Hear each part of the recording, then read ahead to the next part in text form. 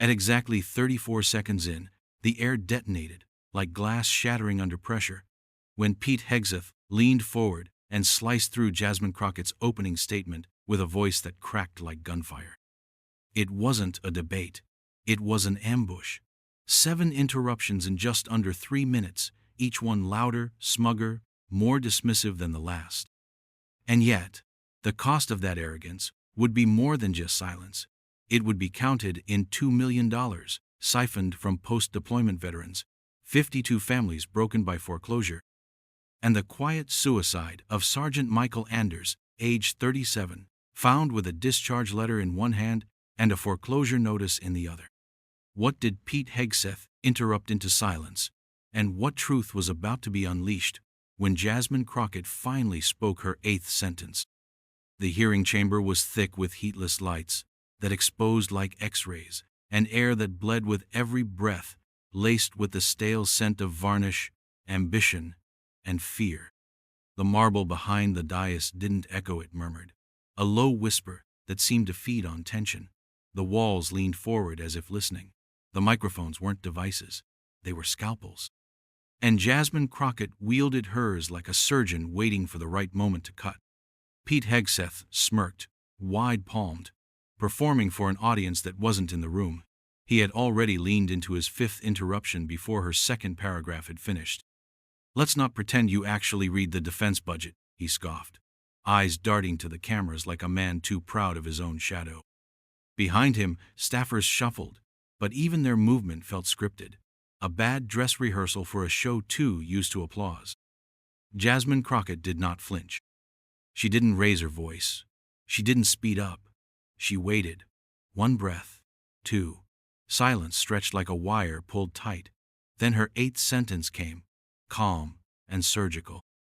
"Mr. Hegseth, if I wanted noise, I'd tune into your Sunday segment. But I came here for accountability." The chamber froze. Phones in the overflow gallery lit up. Screens started recording. A teacher in Detroit hit record.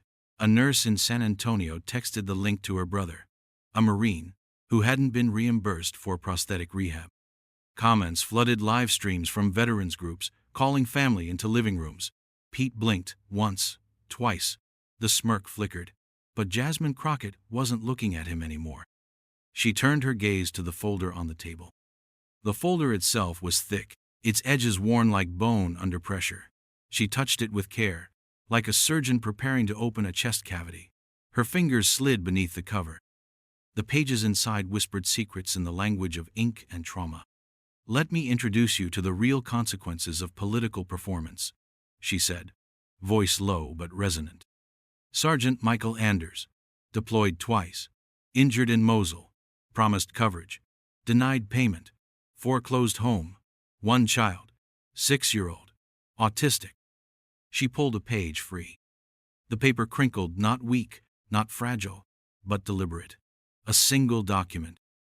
A Department of Defense reimbursement denial, creased down the middle, the corners softened by hands that had folded and unfolded it in desperation.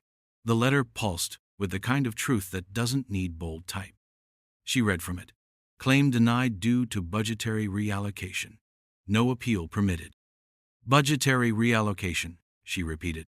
"You mean the $2 million redirected to defense consulting firms, one of which you, Mr. Hegseth, sat on the board of until last year.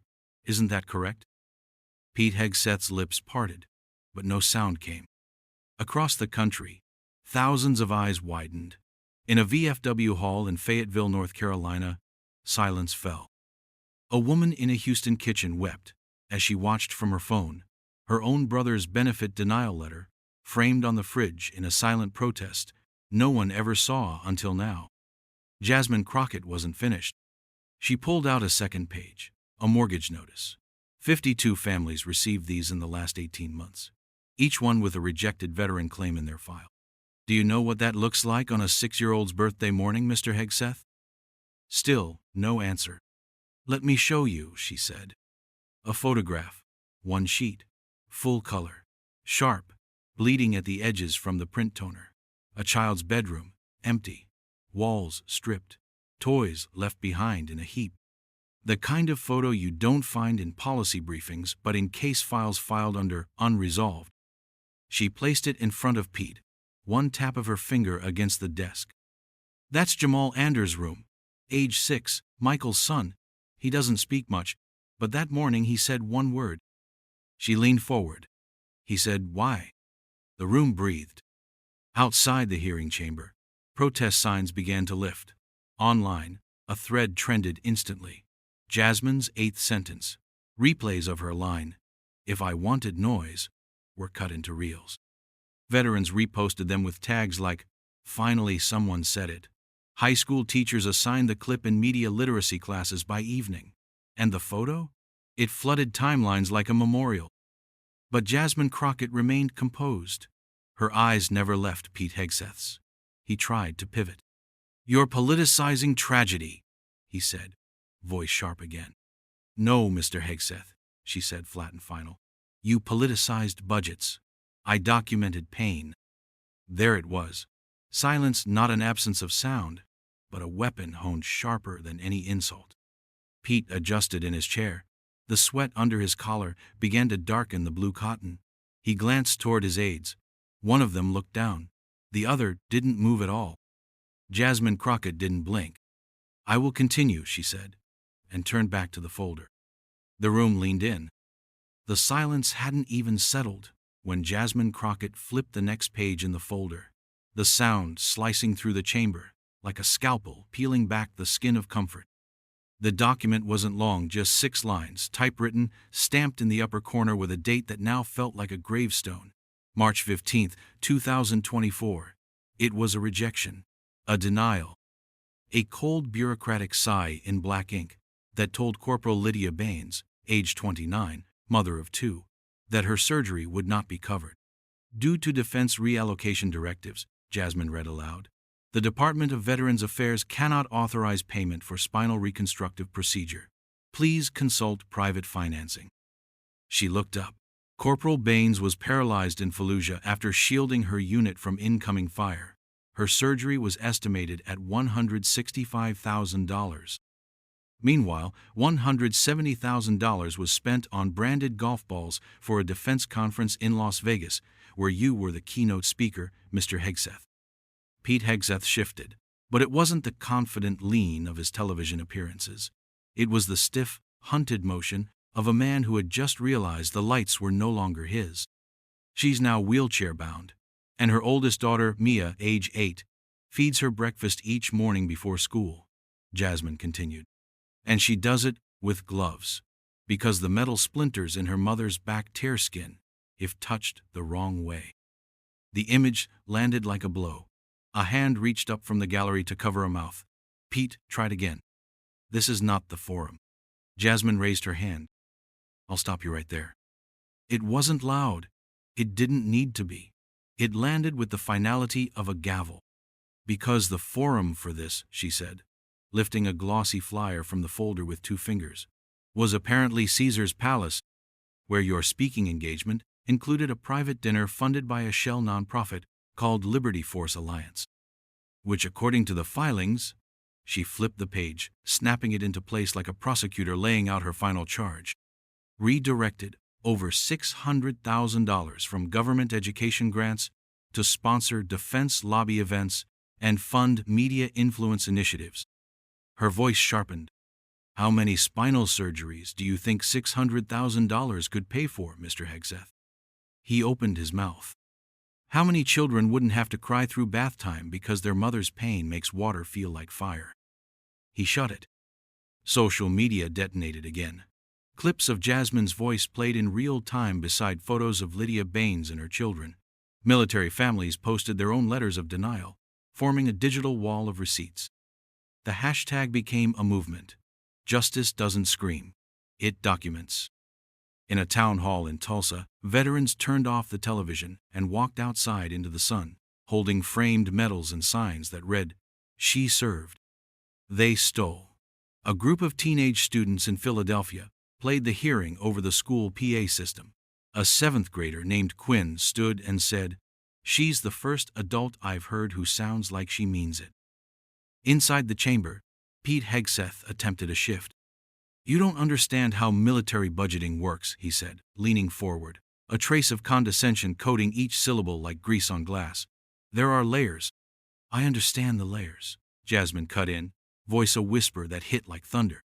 I understand layers of obfuscation, redirection, non-profit laundering, and predatory contracting. I understand that support the troops gets printed on flags while their benefits get gutted in boardrooms. She paused, then lowered the final blow. And I understand the difference between service and spectacle. She reached for a new envelope, thicker, red-sealed, stamped confidential. The air thickened, as if the chamber itself braced. Her hands were careful, precise. She peeled back the flap slowly. The pages inside pulsed with heat, like they'd waited to be seen.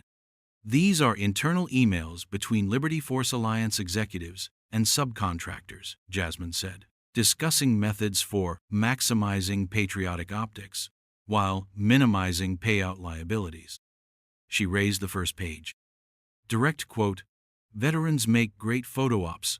Cost us less when we send branded flags instead of checks." Murmurs. Audible disgust.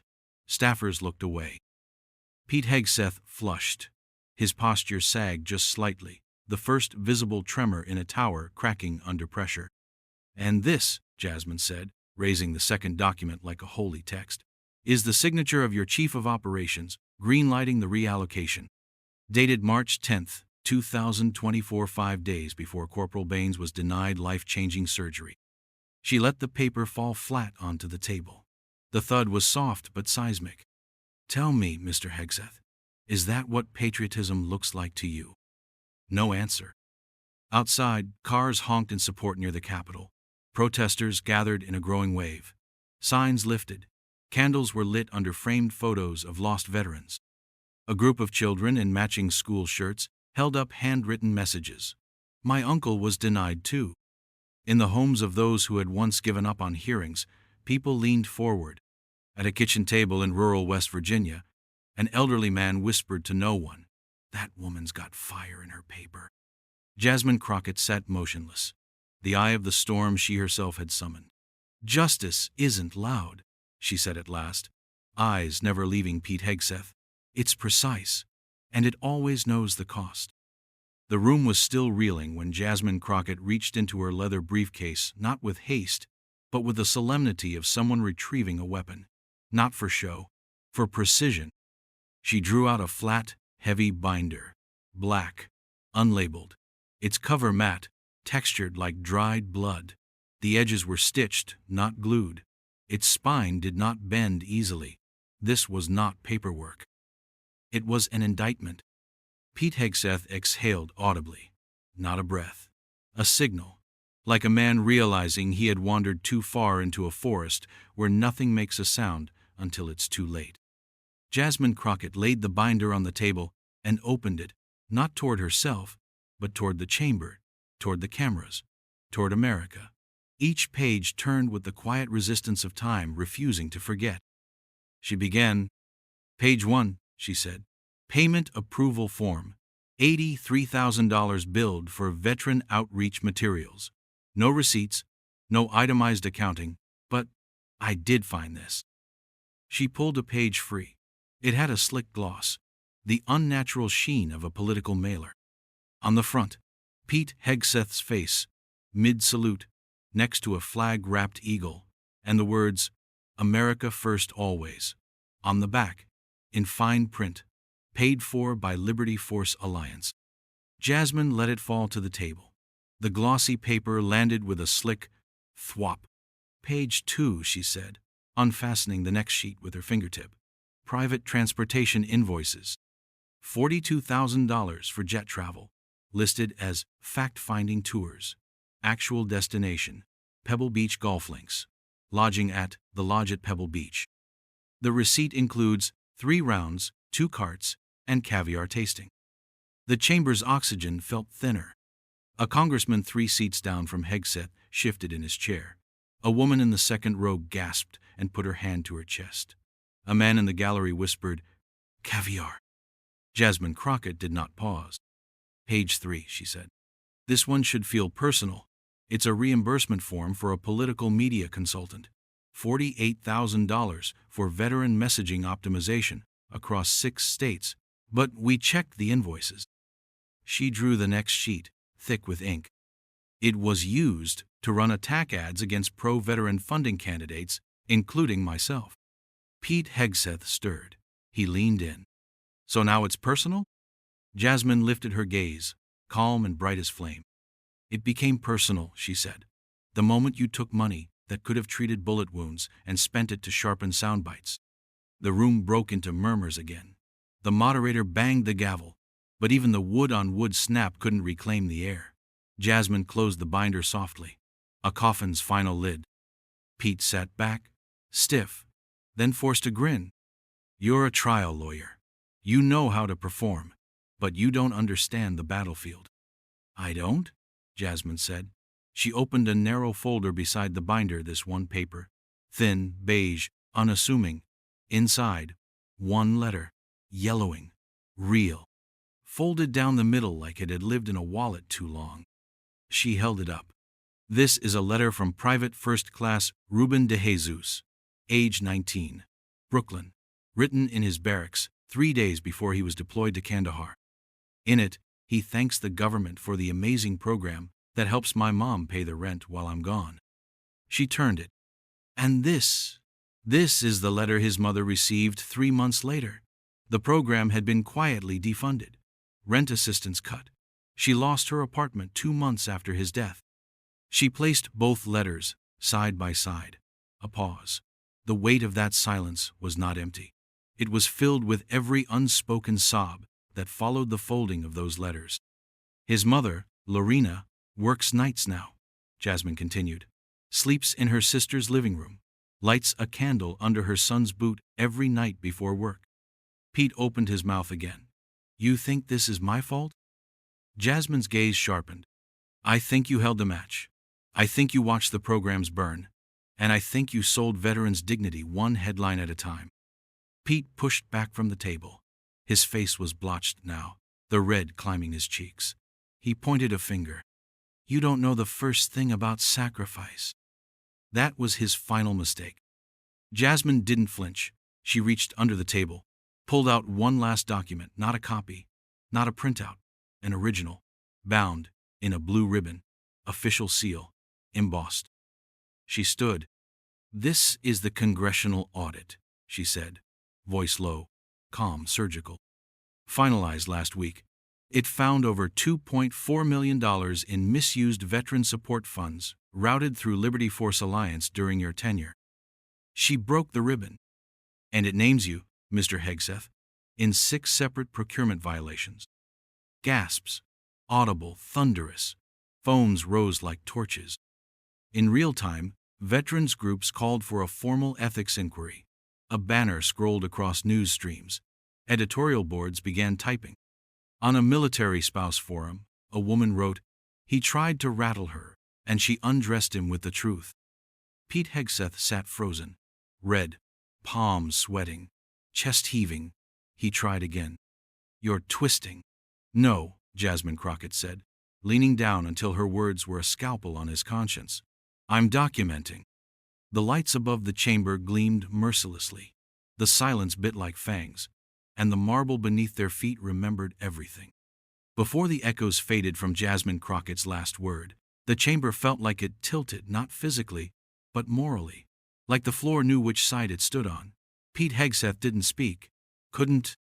His jaw twitched like a man trying to bite back a confession that was already bleeding through the cracks of his composure. The documents sat in front of him, unmoving but not inert. They radiated. Pages that pulsed with truth. Ink that screamed in silence. Jasmine Crockett, still standing, held the audit like a final verdict. It's not just money, she said, turning to the room. It's time stolen. It's trust betrayed. And it's lives real, breathing lives shattered for nothing more than proximity to power. She opened the final appendix of the audit. It wasn't just data. It was a reckoning. According to the report, $2.4 million were diverted from 4 veteran care programs. That money was meant for prosthetic limb upgrades, mental health treatment subsidies, rent stabilization assistance, and survivor benefit automation. She paused, then delivered the blow. Because of that diversion, 387 veterans were denied mental health support. 38 suicides were linked to delayed care. 190 families fell into housing instability. 15 children ended up in foster care after their veteran parents lost custody due to homelessness. She stepped closer. The room did not breathe. These aren't statistics, they are names. Jasmine placed one page after another on the table, like tombstones. Antonio Ramirez, age 41, Army, diagnosed with PTSD, missed 3 appointments after his clinic shut down, took his life on July 23. Danielle Morris, Navy, mother of 3, evicted after rent assistance failed to arrive. Her kids now live in state custody. Elliot Harper, Marine, double amputee, lived in a motel, died of sepsis after a faulty prosthetic infection went untreated. Every name punctuated with paper, and every sheet cut the air like a scalpel finding bone. Across the country, the reaction was immediate. In Denver, a group of veteran medics held a press conference and read Jasmine's list out loud, in full silence. In Atlanta, a candlelight vigil formed outside the local veterans' hospital. A child held a sign that read, "He served, you stole." In the chamber, Pete Hegseth tried to stand, but his knees buckled slightly. He gripped the edge of the desk like it might explain itself. "You think this is a court?" he rasped. Jasmine didn't move.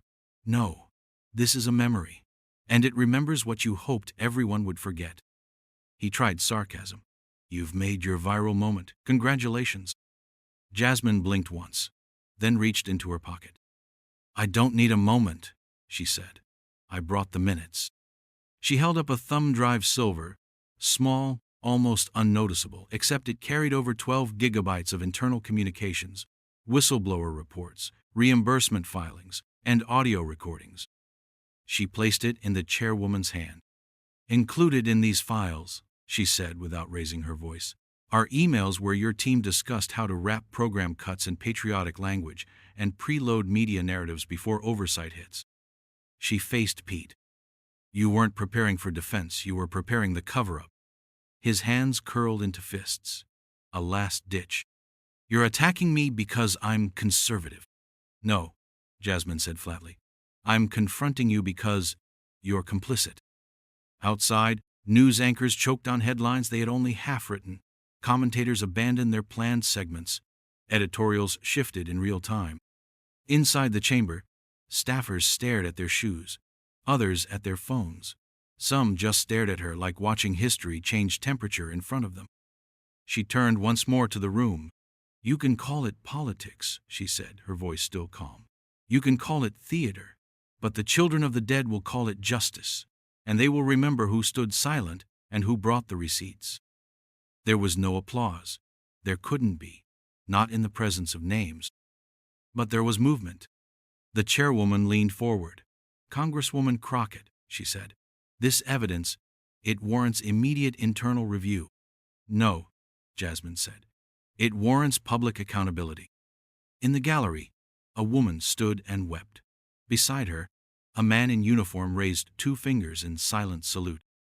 On screens across the country, families called out names of loved ones who hadn't made it home not because of war, but because of paperwork, denial letters, budget cuts, and media men who smiled while they were buried. Pete Hegseth slumped into his chair, no longer interrupting, no longer speaking, just blinking, staring, dismantled. And Jasmine Crockett, unmoved, gathered her folders. She turned to leave but paused. One last line, quiet, etched. "You don't steal money," she said, "you steal time, and I'm here to take it back." The doors to the hearing chamber opened, and Jasmine Crockett stepped out into a hallway that wasn't just filled, it was transformed. Veterans lined the corridor in silence, rows of worn faces and folded arms, every uniform patch telling a story. Some saluted, some nodded. Some stood with hands trembling as if holding invisible medals that never came in the mail, but none of them looked away. The marble underfoot no longer echoed. It carried weight, Every footstep felt recorded in stone. The air vibrated with something heavier than noise, the aftershock of truth delivered without raising a voice. Outside, sunlight splintered off a sea of protest signs. The crowd had grown tenfold. Not angry, not chanting, not breaking, just present. They held photos, framed letters, burned copies of denial notices. They held each other. At the front stood Lorena de Jesus, mother of Private Reuben. She clutched her son's final letter in one hand, and in the other, a small potted plant, Reuben's favorite bonsai tree, now grown, still alive. A reporter broke the silence. "Congresswoman Crockett, what's next?" Jasmine didn't hesitate. Accountability, not in headlines, in handcuffs. Within 24 hours, the Department of Veterans Affairs Inspector General had announced an emergency audit of all funds associated with Liberty Force Alliance. Within 48 hours, the House Oversight Committee subpoenaed every board member named in the internal communications. Pete Hegseth's name trended globally, not for commentary, but complicity. He issued a statement, hollow, legalistic. His voice cracked in a pre-recorded video.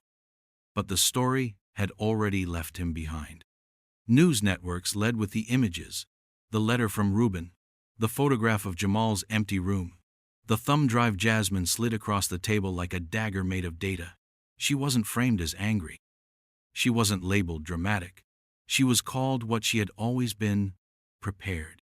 In classrooms across the country, students watched the hearing as part of civics lessons. A sixth grader in Akron asked her teacher, "Why didn't someone stop him sooner?" The teacher replied, "Because it takes someone brave enough not to raise their voice but raise the facts." On Capitol Hill, legislation began moving. The Veteran Benefit Protection and Transparency Act gained 67 co-sponsors in the first 72 hours. One of the core provisions: mandatory itemization of every dollar spent through veteran nonprofits.